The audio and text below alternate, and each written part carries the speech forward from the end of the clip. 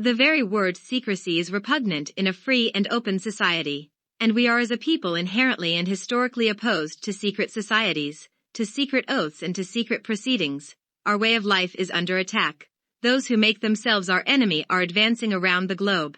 No war ever posed a greater threat to our security. If you are awaiting a finding of clear and present danger, then I can only say that the danger has never been more clear and its presence has never been more imminent. For we are opposed around the world by a monolithic and ruthless conspiracy that relies primarily on covert means for expanding its sphere of influence, on infiltration instead of invasion, on subversion instead of elections, on intimidation instead of free choice, on guerrillas by night instead of armies by day. It is a system which has conscripted vast human and material resources into the building of a tightly knit, highly efficient machine that combines military, diplomatic, intelligence, economic, scientific and political operations. Its preparations are concealed, not published, its mistakes are buried, not headlined, its dissenters are silenced, not praised. No expenditure is questioned, no rumor is printed, no secret is revealed.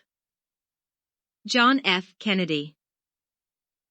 Those who can make you believe absurdities, can make you commit atrocities. Voltaire. If you want to know who rules over you, look at who you are not allowed to criticize. George Orwell. The conscious and intelligent manipulation of the organized habits and opinions of the masses is an important element in democratic society. Those who manipulate this unseen mechanism of society constitute an invisible government which is the true ruling power of our country. Edward Bernays.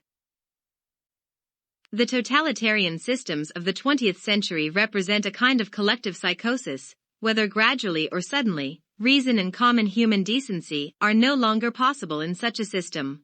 There is only a pervasive atmosphere of terror, and a projection of the enemy, imagined to be in our midst. Thus society turns on itself, urged on by the ruling authorities.